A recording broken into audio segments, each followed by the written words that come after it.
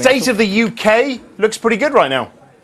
Yeah, I mean, we've seen light at the end of the tunnel before, and this time it actually looks as though it might not be an oncoming train. We've had a good run of positive economic data now for the last two and a half months, and yeah, things are actually looking as though the UK PLC might have turned the corner. We, as you heard, we're teasing the HSBC numbers with this lack of drama line. On the back of RBS, Barclays and Lloyds. Is it going to be a total lack of drama?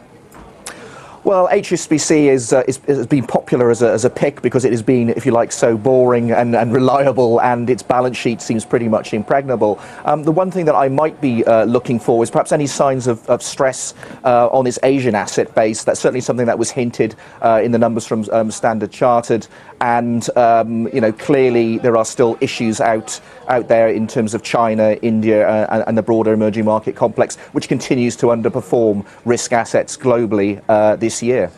As you've said before, G3 right now is all pointing in the same direction, the right direction. Is it going to be bullish the rest of the summer?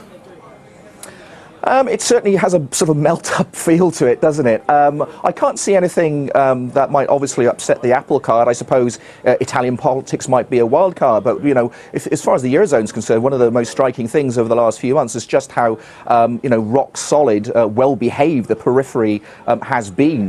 You've seen the core periphery spread hardly move, even whilst the US bond market was going into cardiac arrest, and you've seen a similar rock solid spread between high yield and investment grade. So at the moment, it seems to be steady as she goes. And just to finish up with, which camp are you in when it comes to the US? The numbers, the GDP, the payrolls, and then the tapering.